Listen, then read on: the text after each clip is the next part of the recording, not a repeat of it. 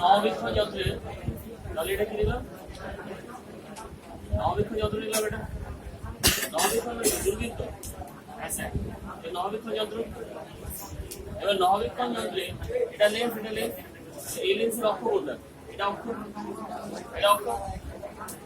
এবার এখানে দুটো নক্ষত্র আছে একটা নক্ষত্র থেকে লাইট আসলো এখানে আসলো আরেকটা নক্ষত্র থেকে কোথায় আসলো এখানে এসে পড়লো ওকে তাহলে এই অ্যাঙ্গেলটা হলো θ1 এই অ্যাঙ্গেলটা হলো θ2 তাহলে দুটোর মধ্যে অ্যাঙ্গেল কত del theta equal to θ2 minus θ1 ঠিক আছে তাহলে এটা কি এদের মধ্যে নফল দুটোর মধ্যে কি এটা তাহলে কি ডিসটেন্স অ্যাঙ্গুলার ডিসটেন্স এটা কি কোণিক দূরত্ব তো জানি না তাহলে কোণিক দূরত্বের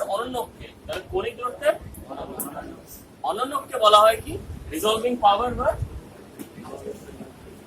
বিশ্বজনীন ক্ষমতা তাহলে r ইকুয়াল টু কি 1 বাই ডেল থিটা এটা অভিহিত হবে দুটি বস্তু বা বিন্দু থেকে আগত আলোক রশ্মি লেন্সের প্রধান অক্ষের সাথে যে কোণ উৎপন্ন করে সেই কোণ দুটির অন্তর্ফলে অথবা বস্তু দুটির রশ্মির মধ্যবর্তী কোণের অনন্যকে বলা হয় কি বিশ্বজনীন ক্ষমতা r equal to 1 by del theta হয়ে গেল তাহলে এটার ভ্যালু বের করলে কি হবে a by 1.22 lambda a by 1.22 lambda ঠিক আছে হয়ে গেল তো লিখে দাও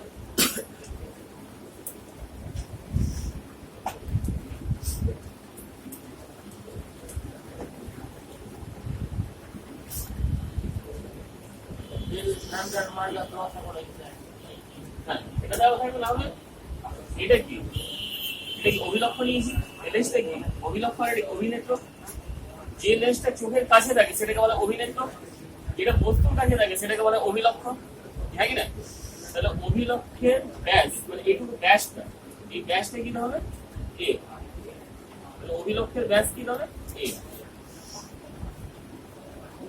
এটা কি তাহলে অভিলক্ষের ব্যাস আর ল্যামডা হলো কি আপতিত আলোর তরঙ্গদৈর্ঘ্য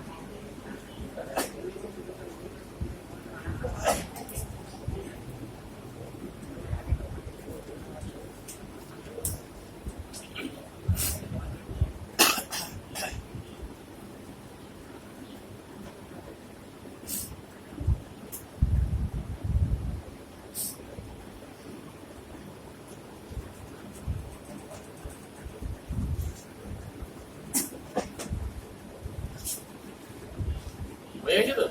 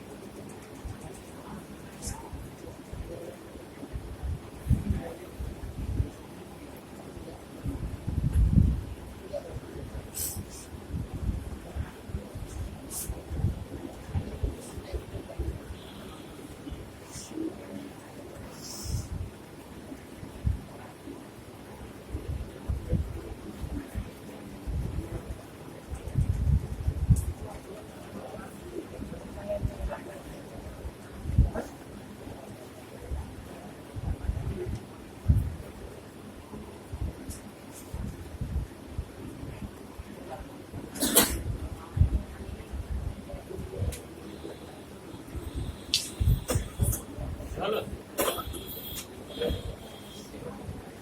বুঝছেন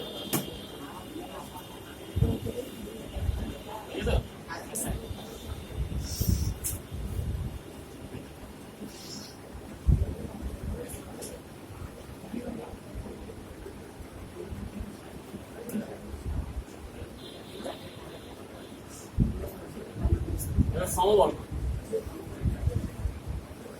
সমবর্তন কাকে বলবো?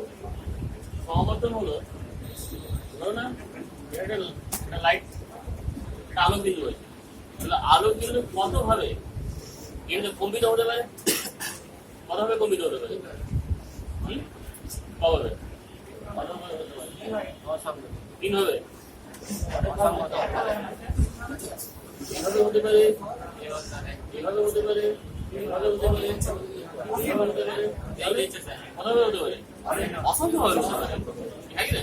তাহলে অসংখ্য ভাবে হতে পারে। অসংখ্য ভাবে হচ্ছে, আমি এখানে ধরলাম দুটাই ভাবে, দুই ভাবে ধরলাম। একটা ধরলাম কি আপ ডাউন, আপ ডাউন, আরেকটা এই গোলের অর্থ হলো কি ভিতরে, মানে ইনওয়ার্ড আর আপওয়ার্ড, মানে উপর নিচে এইভাবে বোর্ডের সাথে। একটা কি হবে তাহলে এইভাবে, একটা কি এইভাবে, দেখতে হবে।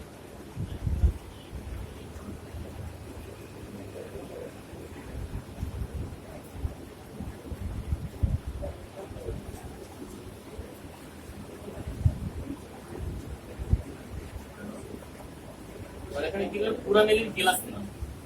কি দিলাম তাহলে?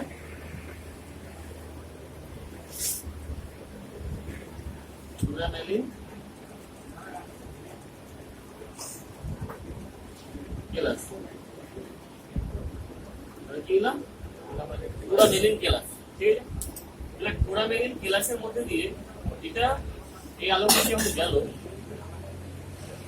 এটা কি তাহলে পুরা মেলিন গ্লাস আকার কেমন আছে? আকার কেমন আছে? চেনা চেনা লাগছে না? এই আকারটাকে বেঞ্জিন না? বেঞ্জিন কি ধরনের হয়? ষড়ভুজ। এটা কেমন তাহলে? এটা হেক্সাগোনাল। তাহলে হেক্সাগোনালের মধ্যে দিয়ে কি যাচ্ছে? এই লাইটটা যাচ্ছে। কটা কম্পন ধরলাম আমি?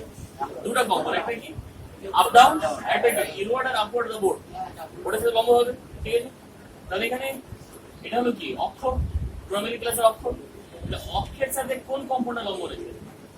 মানে এই সমান্তরাল আছে আপ ডাউনটা। তাহলে যেটা সমান্তরাল সেটাকে কি করবে? যেটা দিবে। এবার ভাবো তুমি দরজা দিয়ে ঘরে ঢুকছো, দরজাটা কেমন হয়? ভার্টিক্যাল তো। দরজাকে কি হরিজন্টাল করবে? বুঝতে পারবে? দরজার সঙ্গে ছিল, দরজাকে এভাবে করে দিলাম। বুঝতে পারবে?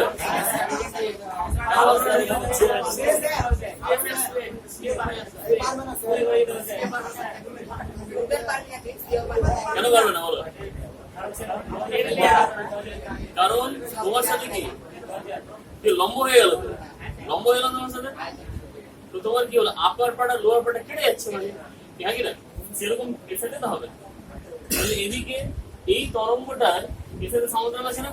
তাহলে একে যেতে দিবে, একে যেতে দিল। এবার এর সাথে কি আছে? এটার সাথে লম্ব, একে আটকে দেবে না? একে আটকে দেবে না?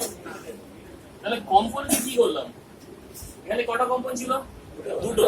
এখানে কটা কম্পনে আনলাম? একটা কম্পনে আনলাম। তাহলে এই ঘরটাকে বলা হয় সমবর্তন। আমি তো নাম পেয়েছি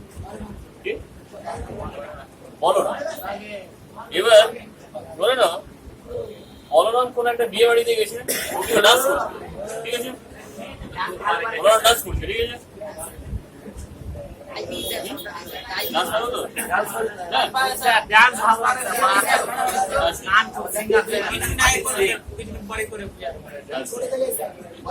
তাহলে বলরাম ডান্স করছে। ঠিক আছে, এবার বলরামকে বলা হলো ও শুধু ডান্স করতে পারবে আপ ডাউন, বাকি আর পারবে। তাহলে ডান্সটা কি হয়ে গেল?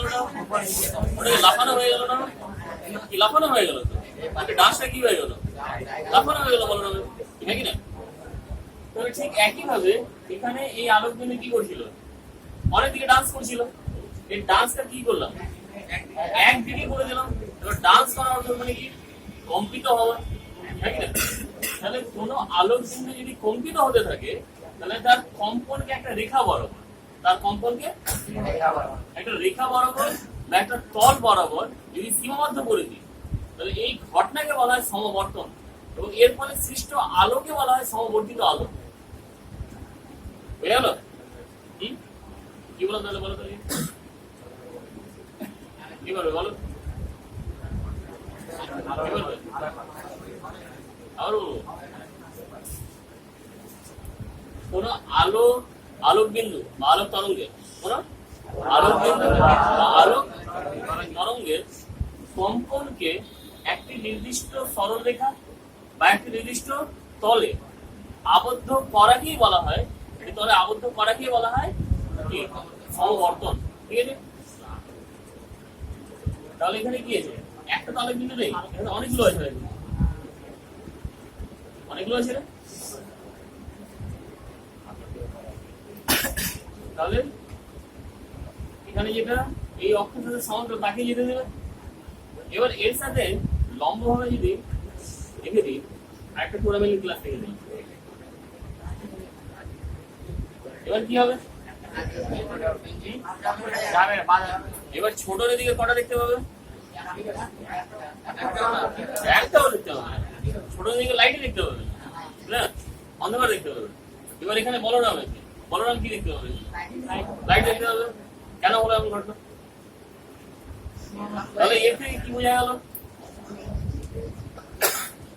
যে আলোর কম্পনকে, আলোর যে কম্পনটা গ্লাসের অক্ষের সাথে সমান্তরাল তাকে যেতে দেয়, আর যেটা লম্ব তাকে আটকে দেয়, নাকি না?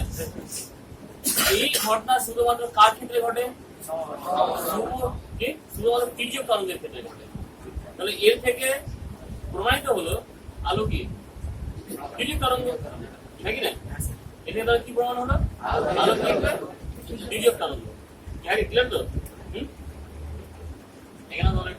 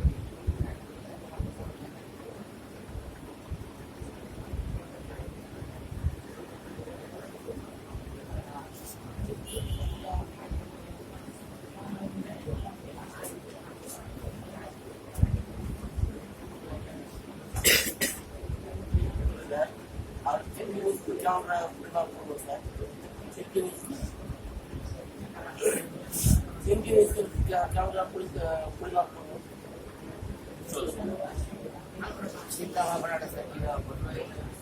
ভাবনা ওটা না স্যার, অনেক সময় ভিড়ে দেখা যায় মানুষের যে বিজ্ঞানীদের বলছে বিজ্ঞানী কারা বুদ্ধিটা কার মতো বেশি ছিল, কিরা পরিমাপ করতে স্যার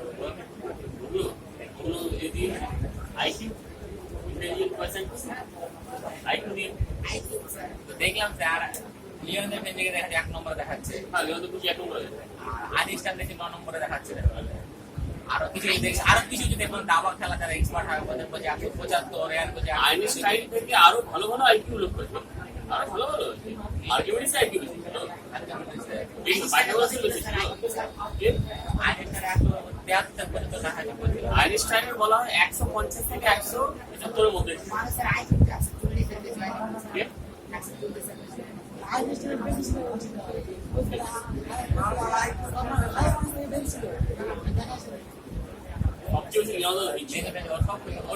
লিওনার্দো দা ভিঞ্চি 19টা বিষয়ে পারদর্শী, 19টা বিষয়ে পারদর্শী।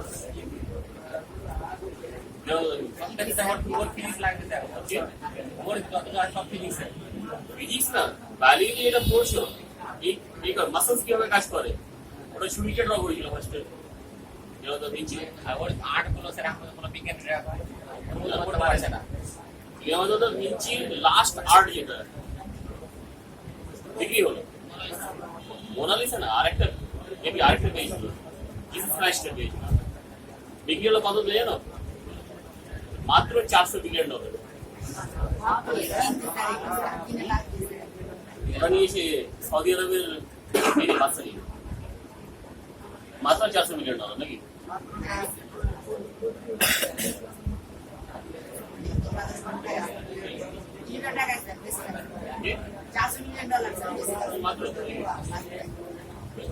তাহলে তাহলে যে যন্ত্রের সাহায্যে এটা কি তাহলে অসমবর্তিত আলো? এবার আলো কয় ধরনের হয়? একটা অসমবর্তিত আলো, এটা সমবর্তিত আলো। তাহলে যে আলোর কম্পন, যে আলোর কম্পন চারিদিকে ছড়িয়ে থাকে, যে আলোর কম্পন চারিদিকে ছড়িয়ে থাকে একে বলা হয় কি? এই আলোকে বলে অসমবর্তিত আলো। এবার সমবর্তিত আলো কাকে বলবো? যেসব আলোর কম্পন একটি নির্দিষ্ট দিকে সরেখা বরাবর বা একটি নির্দিষ্ট তলে থাকে, তখন সেই আলোকে বলা হয় কি? সমবর্তিত আলো। ঠিক আছে, তাহলে অসমবর্তিত এবং সমবর্তিত আলোর মধ্যে পার্থক্য কি হবে?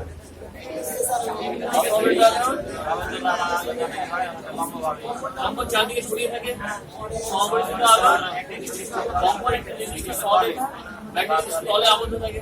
ঠিক আছে, এটাই মান পার্থক্য। আর কি হবে? এটা কাকে বলে? এটা কি তাহলে? এটাকে বলা হয় কি? পুরামেলিন কেলাস। এবার যে যন্ত্র অসমবর্তিত আলোকে সমবর্তিত আলোতে পরিণত করে একে বলা হয় পোলারাইজার। একে বলা হয় পোলারাইজার। ঠিক আছে, বা সমবর্তক। এটা কি হবে? সমবর্তক। এটাকে বলা হয় বিশ্লেষক বা অ্যানালাইজার। বিশ্লেষক বা অ্যানালাইজার। আগে বলো বিশ্লেষক তাহলে যে যন্ত্রের সাহায্যে বা যে কেলাসের সাহায্যে দেখা হয় যে আলোটি সমবর্তিত নাকি অসমবর্তিত, অর্থাৎ আলোটি কি সমবর্তিত নাকি অসমবর্তিত, এটা কি পরীক্ষা করা হয়, একে বলা হয় কি তাহলে? বিশ্লেষক বা অ্যানালাইজার। ঠিক আছে, তাহলে এটাকে সমবর্তিত কাকে বলবো?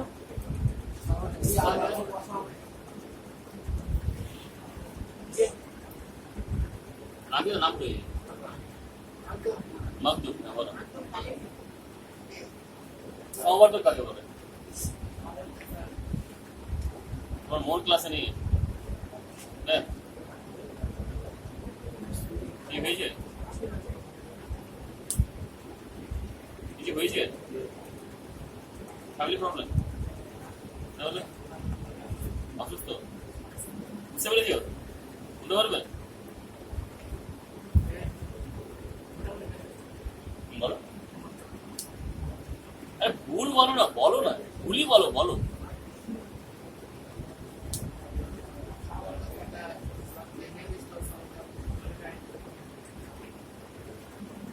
এর কাজ কি?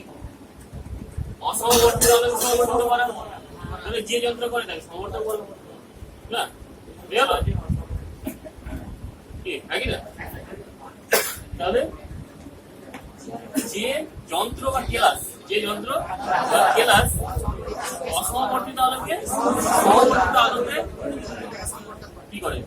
পরিণত করে। একে বলা হয় কি? একে বলে সমবর্তক। ঠিক আছে, ইংলিশে বলে পোলারাইজার। বিশ্লেষক কাকে বলবো তাহলে?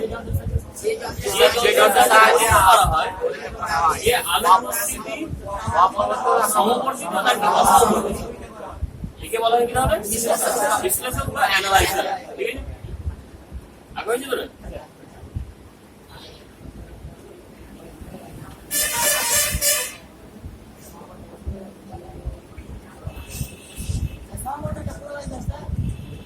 সমবর্তকটা পোলারাইজার, আর যেটা বিশ্লেষক সেটা অ্যানালাইজার।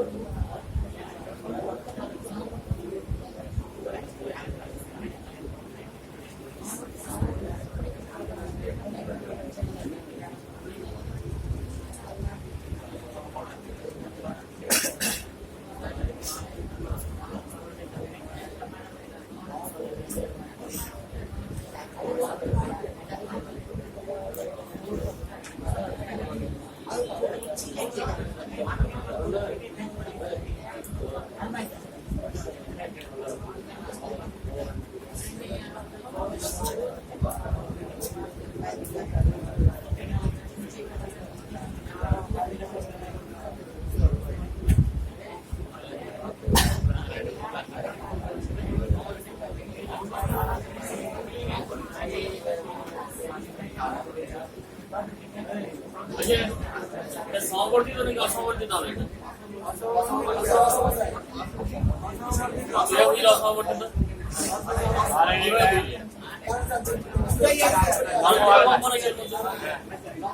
এমনি কটা কম্পন দুটো কম্পন দেখতে পাচ্ছি ডট মানে কি ইনওয়ার্ড এবং আপওয়ার্ড দা বোর্ড আর এটা মানে কি ঠিক আছে এবার এটা হলো এবি হলো দুই মাধ্যমের বিভেদ তল বললাম এখানে জল আছে এখানে বায়ু আছে ঠিক আছে এটা কি আছে লৌহ মাধ্যম এটা কি ঘন মাধ্যম বায়ু ওখানে জল বললাম তাহলে এখান থেকে অসমবেত আলোক রশ্মি আসলো ঠিক আছে তাহলে এই আলোক রশ্মি কি একটা কি এটা প্রতিফলন দেখা যাবে আর একটা সামান্য প্রতিফলন দেখা যাবে না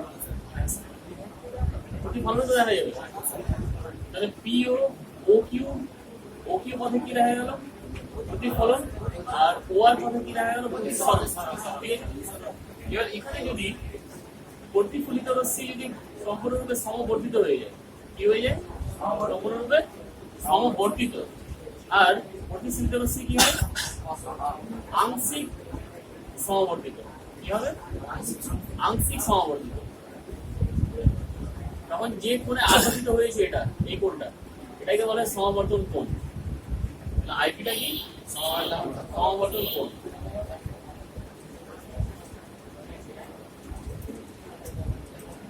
কাকে বলে সমবর্তন কোণ যদি অসমবর্তিত আলোক রশ্মি দুই মাধ্যমের বিভেদ তলে আপতিত হলে প্রতিফলনের পর প্রতিফলিত রশ্মি যদি সম্পূর্ণরূপে সমবর্তিত হয়ে যায় তখন সেই আপাতন কোণকে বলা হয় সমবর্তন কোণ অসমবর্তিত আলো দুই মাধ্যমের বিভেদ তলে আপতিত হলে অসমবর্তিত আলো দুই মাধ্যমের বিভেদ তলে আপতিত হলে প্রতিফলনের পর প্রতিফলিত রশ্মি যদি সম্পূর্ণরূপে সমবর্তিত হয়ে যায় তখন সেই আপতন কোণকে বলা হয় সমবর্তন কোণ বুঝে গেছে বলো কিন্তু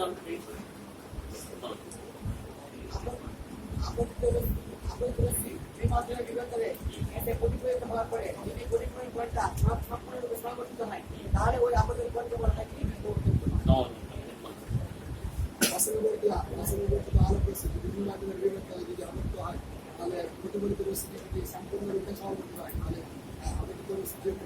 সে নির্দিষ্ট আপাতন কোণকে বলা হয় সমবর্তন ঠিক বলো সমীরতে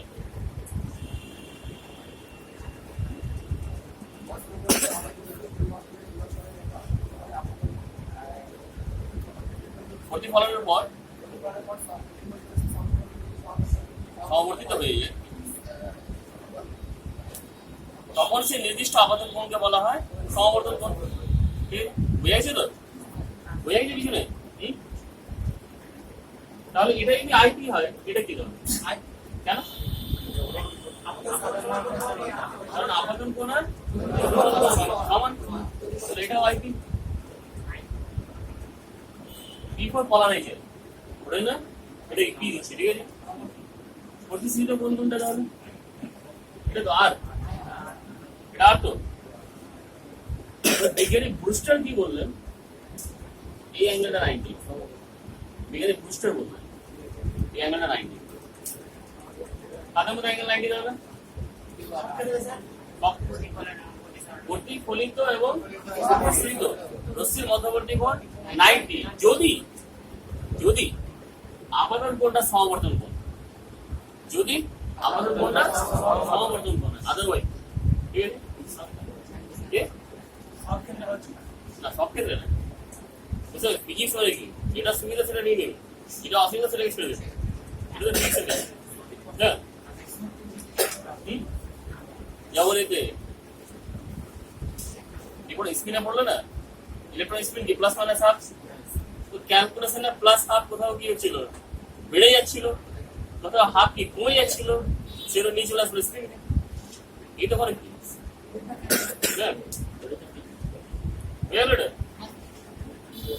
তাহলে এটা আইপি হলে এটাও আইপি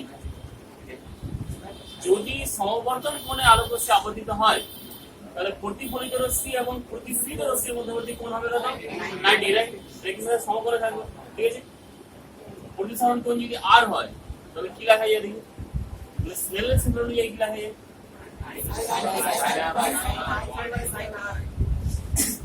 এটা ধরলাম এই মাধ্যমে প্রতিসরণ কোণ μ1 এই মাধ্যমে ধরলাম μ2 তাহলে কি লেখা যায়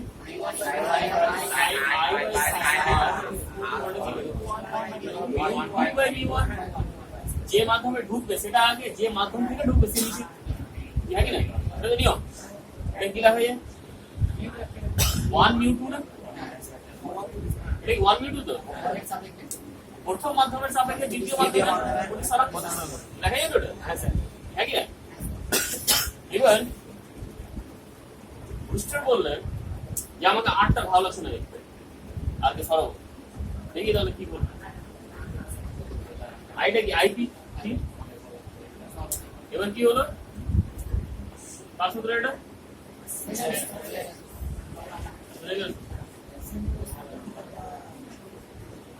বুস্টার বললেন যে আমাকে সেলের সূত্র ভালো লাগছে দেখি তাহলে কি করলো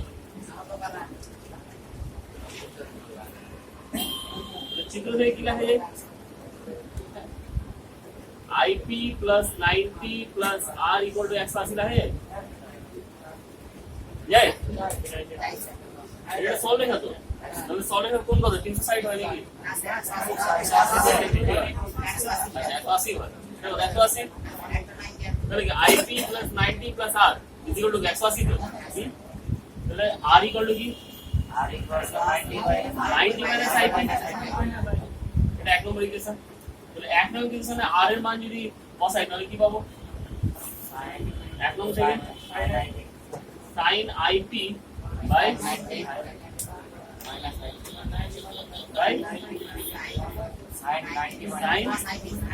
90 minus IP এগুলো কি হবে তাহলে 1 μ2 তাহলে sin 90 minus IP মানে কি cos IP তাহলে sin IP by cos IP equal to কি 1 μ2 তাহলে কি tan IP tan IP equal to কি এই সিম্পলি নিউ করে দিলাম এটা সিম্পলি নিউ করে দিলাম ঠিক আছে তাহলে বুস্টার বললেন ওকে sin cos না লাগিয়ে tan দিয়ে আচ্ছা ঠিক আছে তাহলে বুস্টার সূত্র কি তাহলে সমবর্তন কোণের ট্যানজেন্ট সমবর্তন কোণের ট্যানজেন্ট সেই মাধ্যমে প্রতিসরণের সাথে সমান সমবর্তন কোণের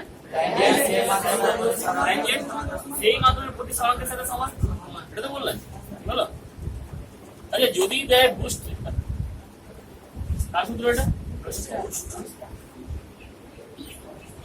বুস্টার এটা সায়েন্টিস্ট ঠিক আছে अच्छा ऑपो की साइंटिस्ट ऑपो ऑपो साइंटिस्ट साइंटिस्ट ना ऑपो बॉडी केमिस्ट्री ऑपो ऑपो साइंटिस्ट साइंटिस्ट ऑपो साइंटिस्ट का लैटिन वर्ड साइंटिस्ट যার মানে হলো পরপর সাজানো অব্যয় হলো এটা সায়েন্টিস্ট অব্যয় একটা ল্যাটিন ওয়ার্ড এর অর্থ হলো পরপর সাজানো অব্যয় লিখি এটা লেভেলে পড়ে যাবে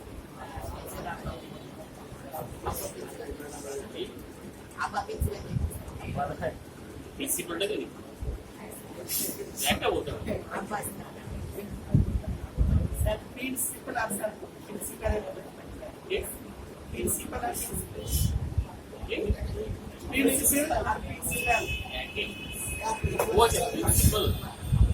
প্রিন্সিপাল মানে মুখ্য যেমন সেন্টার আর সেন্টারের মধ্যে ডিফারেন্স CENTR সেন্টার আর একটা CENTER দুটাই বুঝা আছে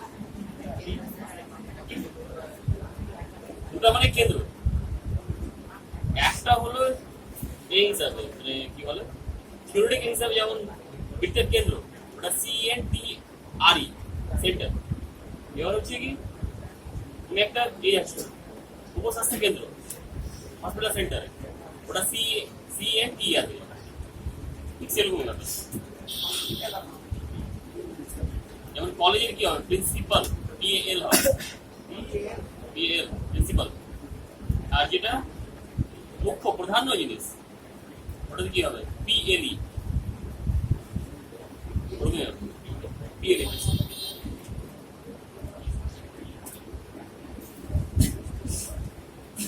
যেমন বাংলাতে বলো না, হস্ত পর উপর আর অপর অপর। হ্যাঁ, হস্ত পর উপর মানে কি, বইটি উপরে আসে টেবিলের উপরে। হ্যাঁ, গরিব লোকটি ধনী লোকের উপরে নির্ভর করে আছে, তখন অপর নির্ভর করা। হ্যাঁ, তাহলে ও হবে অপর। আর যদি কারো উপরে থাকে তাহলে হস্ত পর। পড়ে এগুলো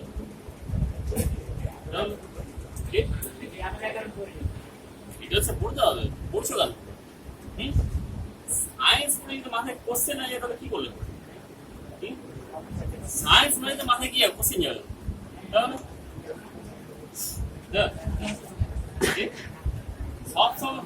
সব সময় মাথায় গিয়ে কোশ্চেন যাচ্ছে থাকে, সব সময় যাচ্ছে থাকে, ওটা তো সায়েন্স না।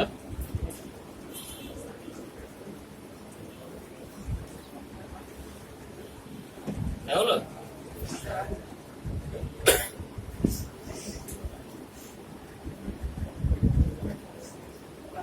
আচ্ছা, ঠিক আছে, যা করি সবাইকে ঠিক করো, সবটাই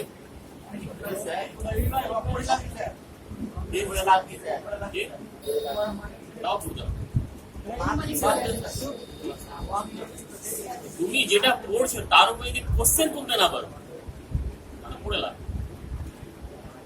তুমি যেটা পড়ি তার উপরে কোশ্চেন, আমি কেন করছি, এটা কি ঠিক, কিভাবে ঠিক, কেন ঠিক, সেটাই আমরা সায়েন্স পড়া হয়।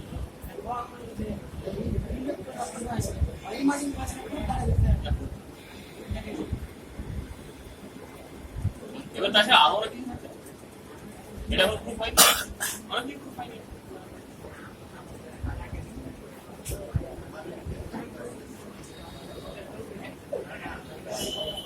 আসলে এগুলো যদি ভাবতে চাও তাহলে সিলেবাসের পয়সা এক্সট্রা বই এগুলো যদি ভাবতে চাও,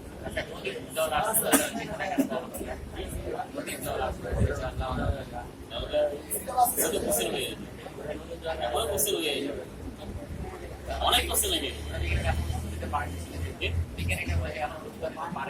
নেই তো এখনো পাইনি।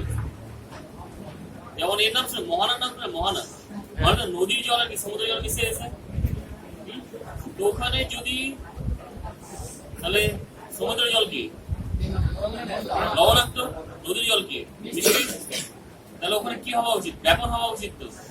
তো ব্যাপন ঘটলে নদীর জলটা কি খারি হয়ে যাওয়া উচিত, ঘটে ব্যাপন ঘটে না, কেন ঘটে? না না, যদি যদি ব্যাপন ঘটে যেত তাহলে কি নদীর জলটা কি লবণাক্ত হয়ে যেত, হয় কি লবণাক্ত, তাহলে না এরকম অনেক কিছু হয়েছে। অ্যান্সার নেই, অ্যান্সার নেই সাইন্সে, এটা অ্যান্সারই নেই। এরকম অনেক কিছু হয় যার কোনো অ্যান্সারই নেই, অনেক আছে, অনেক কোশ্চেন, সেটা বলা উচিত। তবে ধরে নেওয়া হয় যে জীব আগে এসছে, জীব আগে এসছে ধরে নাও। এবার চার্লস ডারউইনের সব পড়ছে নাকি, অনেক কিছু পড়ছে। চার্লস ডারউইনের এগেইনস্ট একজন বই লিখেছে, এরপর ওর বইটা পড়বে, চার্লস হ্যাপগুড, ওর নাম হচ্ছে চার্লস হ্যাপগুড। আর বালিতে কি পড়ছে তোমরা, যে ডারউইন বলেছেন, ডারউইনের এরপর অ্যাকচুয়াল বইটা পড়ো, on the origin of the species, ওরাই বলেছে ডারউইন। ডারউইন বলছে হ্যাঁ আমি যা বলছি ঠিক আছে, কিন্তু আমি নিজেও সবকিছু খুঁজে পাইনি, এর মধ্যে মিসিং লিঙ্ক আসছে, তাহলে পড়ানো হয় এগুলো, পড়ানো হয় না। এগুলো যখন পড়বে না মাথায় কোশ্চেন যাবে না। স্যার আইপিটা দেখুন, আইপিটা আইপিটা বের করলাম এখন বলে আর কে রিপ্লেস করলো যদি আইডির মানটা বের করে ওখানে বসে সাইনের জায়গায় আইডি এখানে আমি কি জানি আইপি জানি তা আর কে আমাকে সরাতে হবে ওটা কি আর কে সরাবো ঠিক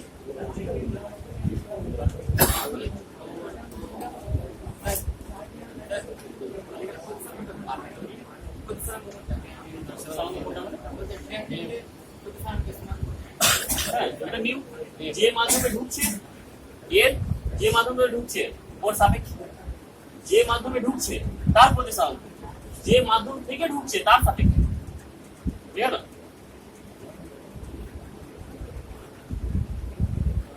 এবার লাগবে সমবর্তন তল এবং কম্পন তল সমবর্তন তল এবং কম্পন তল কাকে বলে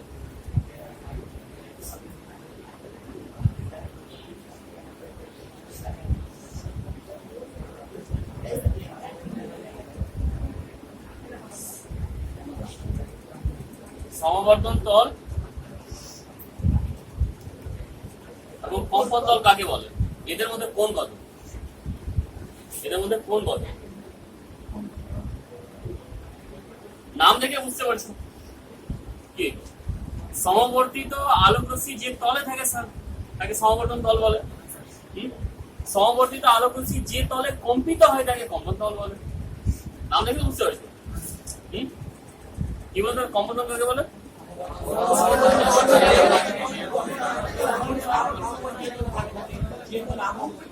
সমবর্তিত আলো যে তলে আবদ্ধ থাকে সেই তলকে বলা হয় সমবর্তন তল সমবর্তিত আলো যে তলে কম্পিত হয় কম্পিত হবে তো এই তলে কম্পিত হচ্ছে বললাম এটা কি তলে কম্পন তল আলোটা কোন তলে আছে আলো রশ্মি এই তলে আছে এটা কি তল সমবর্তন তল এটা কি সমবর্তন তল আর এটা কি কম্পন তল কি এই তলে কম্পিত হচ্ছে হ্যাঁ কি না এটা ছবি দেখো আচ্ছা দুটোর মধ্যে অ্যাঙ্গেল কত তাহলে দুটোর মধ্যে অ্যাঙ্গেল কত 90 ডিগ্রি 180 90 না এবার দেখো দেখো না দেখো 782 বাতা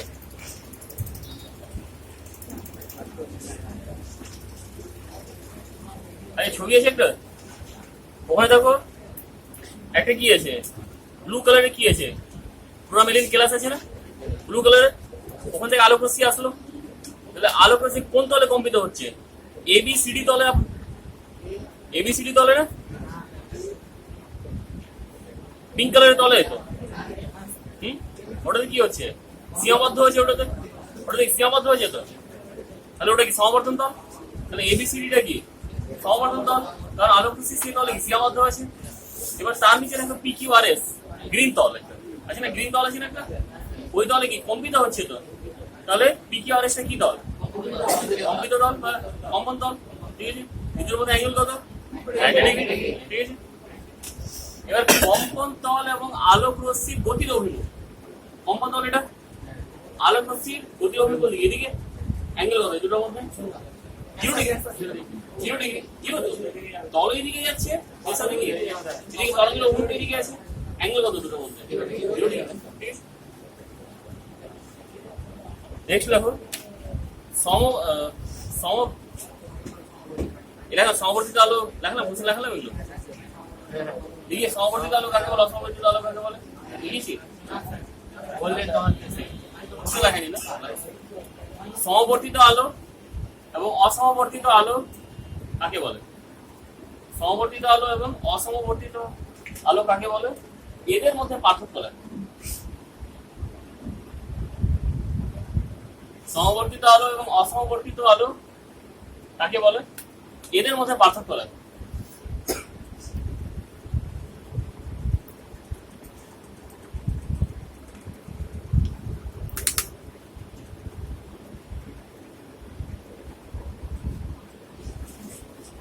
কি বলুন তাহলে সমবর্তিত আলো এবং অসমবর্তিত আলো কাকে বলে এদের মধ্যে পার্থক্য লাগে ঠিক আছে নেক্সট লাভ সমবর্তক এবং বিশ্লেষক কাকে বলে সমবর্তক এবং বিশ্লেষক কাকে বলে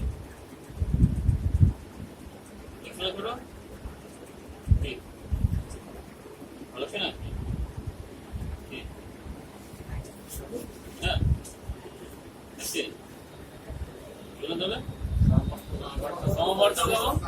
বিশ্লেষণ কাকে বলে? ঠিক আছে, এরপর লেখো রৈখিক সমবর্তিত আলো কাকে বলে? রৈখিক সমবর্তিত আলো কাকে বলে? নাম থেকে বুঝতে পারছো কাকে বলে? কি কি হবে? আচ্ছা, সমবর্তিত আলোর কম্পন আবদ্ধ থাকে কোথায় কোথায়? একটা তলে থাকতে পারে, একটা সরলরেখায় থাকতে পারে। তো রেখা বরাবর থাকলে ওটাই রৈখিক সমবর্তিত হবে না? যেসব আলোক রশ্মির কম্পন একটি রেখায় সীমাবদ্ধ থাকে, একটি রেখা বরাবর সীমাবদ্ধ থাকে, একে বলা হয় কি? রৈখিক সমবর্তিত আলো। ঠিক, এবার তলে থাকলে কি বলা হবে ওটাকে?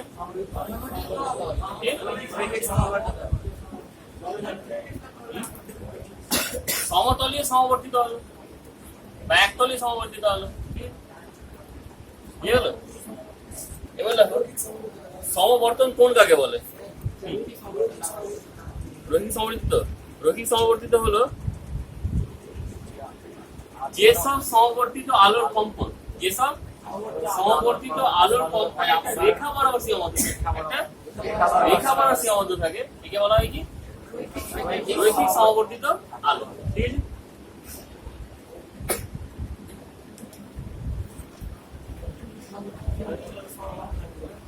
সমবর্তন কোণ কাকে বলে? সমবর্তন কোণ কাকে বলে?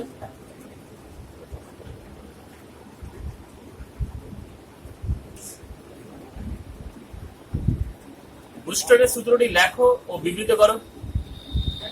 ব্রুস্টারের সূত্রটি দেখালাম ওটা? আচ্ছা, না না, আলাদা। ব্রুস্টারের সূত্রটি লেখো ও বিবৃত করো। নেক্সট, ব্রুস্টারের সূত্রটি প্রমাণ করো। আচ্ছা, লেখো বললে কি লিখবে? স্টেটমেন্ট, ছবি, আর কি দেবে? আর কি tan i = q। ঠিক আছে, আর যদি প্রমাণ করতে বলে তাহলে কি? প্রোডাক্ট। ঠিক আছে, ঠিক আছে তো আমাদের হয়েছে।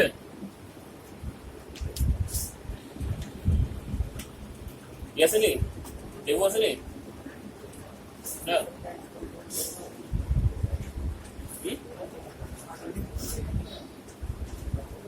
আচ্ছা, দেখা হলো তো? এবার লেখো দ্বিপ্রতিসরণ কাকে বলে? দ্বিপ্রতিসরণ কাকে বলে?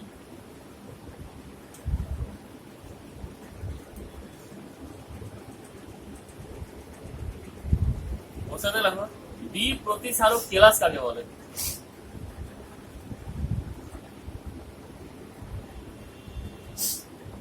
দ্বিপ্রতিসারক কেলাস কাকে বলে?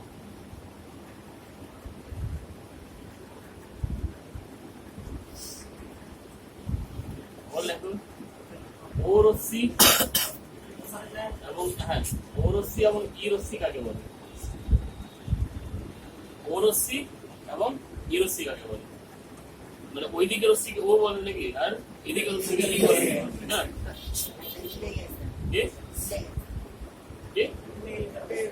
নাকি ওটাই হবে, একটা ওদিকে রশ্মি, একটা এদিকে রশ্মি না? তাহলে কি বললাম? ও রশ্মি এবং ই রশ্মি কাকে বলে? ঠিক আছে, নেক্সট লেখো ধনাত্মক কেলাস কাকে বলে? ধনাত্মক কেলাস কাকে বলে? উদাহরণ দাও। ধনাত্মক কেলাস কাকে বলে? উদাহরণ দাও।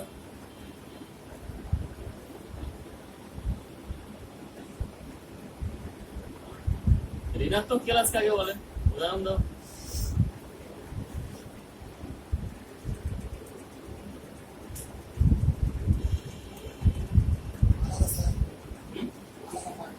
হ্যাঁ, আরো বলে রাখো ঋণাত্মক কেলাস কাকে বলে? উদাহরণ দাও। নেক্সট দেখো আলো কক্ষ কাকে বলে? আলো কক্ষ কাকে বলে?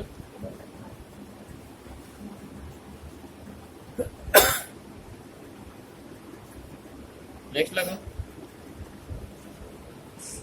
উদাহরণ সহ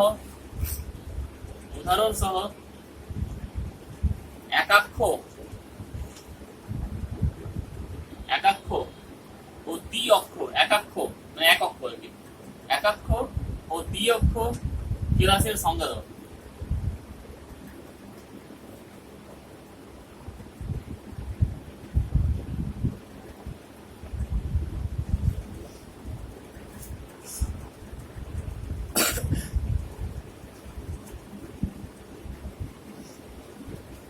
তাহলে এখান থেকে কি আলো গেল? এটা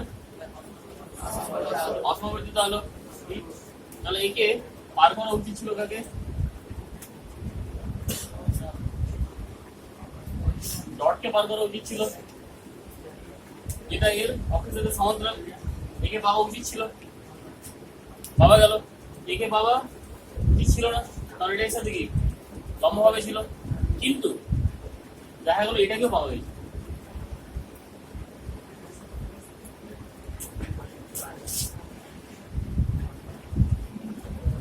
এটাকে বলা হয় ও রশ্মি,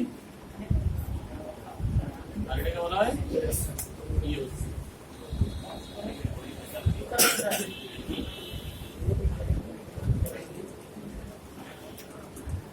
তাহলে এটা একটা কিনা কেলাস নিলাম, এটা একটা কি নিলাম?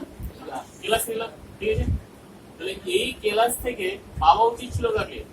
একে পাওয়া উচিত ছিল, কিন্তু একেও পাওয়া গেল। একে পাওয়া উচিত ছিল না, একে পাওয়া উচিত ছিল না, কিন্তু ওকেও পাওয়া গেল। দুটোকে পাওয়া গেল। কেন পাওয়া গেল তাহলে? কারণ এখানে একবার প্রতিসরণের জন্য এটা পাওয়া গেল, আর একবার প্রতিসরণের জন্য এটা পাওয়া গেল, দুবার প্রতিসরণের জন্য একই সাথে পাওয়া গেল। পাওয়া উচিত ছিল কি একবারের জন্য এটাকে পাওয়া উচিত ছিল, কিন্তু এটার সাথে কি পাওয়া গেল? এটাও পাওয়া গেল। তাহলে একবার প্রতিসরণের জন্য এটা পাওয়া গেল, আর দ্বিতীয়বারের জন্য প্রতিসরণের জন্য এটা পাওয়া গেল। তাই জন্য একে বলা হয় দ্বি প্রতিসরণ কেলাস। তাহলে এই ঘটনাকে বলা হলো কি দ্বি প্রতিসরণ, ঠিক আছে। তাহলে যেসব কেলাসের মধ্যে দিয়ে আলোক রশ্মি গেলে, যেসব কেলাসের মধ্যে দিয়ে আলোক রশ্মি গেলে একটি সমবর্তিত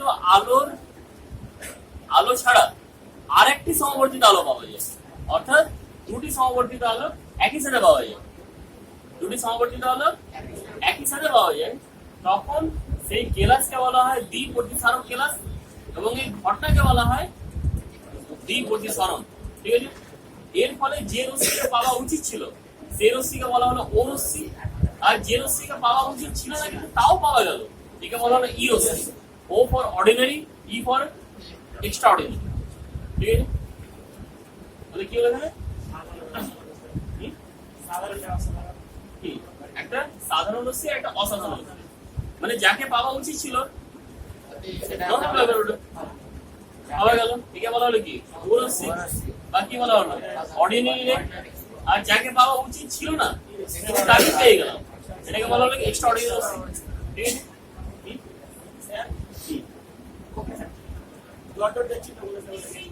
ডট মানে এটা যেতে ভিতর দিয়ে কাছে যাচ্ছে, ওটা নট করে দিয়েছি ওটা। ও এই ডটটা মানে কি? এই কম্পন আছে এটা, এটা মানে কি? এটা কম্পন আছে, এই হলো কি? হ্যাঁ, এটা পাওয়া উচিত ছিল, ঠিক। কারণ এই কেলাসটা কি করছে? এই কম্পনকে যেতে দেবে, একে যেতে দেবে না, কিন্তু এটাকে পাওয়া চলে গেল, এটা হলো কি হলো এক্সট্রা অর্ডিনারি হয়ে গেল ওটা, ঠিক গেল। তাহলে এটা শুনে নাও, কি হ্যাঁ মানুষ পারবে না, এটা কি রশ্মির ক্ষেত্রে ঘটে, মানুষের ক্ষেত্রে ঘটে নাকি? তাহলে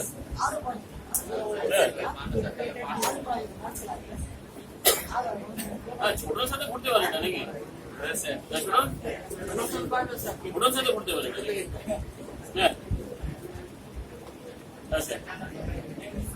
এবার ধনাত্মক ক্লাস কাকে বলবো তাহলে? তাহলে যে ক্লাসের মধ্যে দিয়ে আলোক রশ্মি গেলে ও রশ্মির বেগ ই রশ্মির বেগ থেকে বেশি, যে ক্লাসের মধ্যে দিয়ে গেলে ও রশ্মির বেগ ই রশ্মি থেকে বেশি, সেই রশ্মিকে বলা হয় কি সেই ক্লাসকে বলা ধনাত্মক ক্লাস। যেমন কোয়ার্জ, বরফ, সিলিকা, এটা হচ্ছে কি তাহলে ধনাত্মক ক্লাস। ঋণাত্মক ক্লাস কাকে বলবো তাহলে? যে ক্লাসের মধ্যে দিয়ে এলে ও রশ্মির বেগ ই রশ্মি থেকে কম হবে, ও রশ্মির বেগ ই রশ্মির বেগ থেকে কম হবে, তখন সেই ক্লাসকে বলা হয় কি ঋণাত্মক ক্লাস। যেমন পুরা মেলিন ক্লাস, যেমন পুরা মেলিন ক্লাস আছে ক্যালাসাইট অসমবর্তী, তাহলে সমবর্তী হতে পারে, এটাই কাজ না, এটা কি সমবর্তন হিসাবে কাজ করবে, ঠিক আছে। এরপর একাক্ষ কি? একাক্ষ হলো কোন ক্লাসের এমন একটি অক্ষর যে অক্ষরের মধ্য দিয়ে গেলে আলোক রশ্মির কি দ্বিপ্রতিসরণ ঘটে না, একটাই প্রতিসরণ ঘটে। কি বলে তাহলে?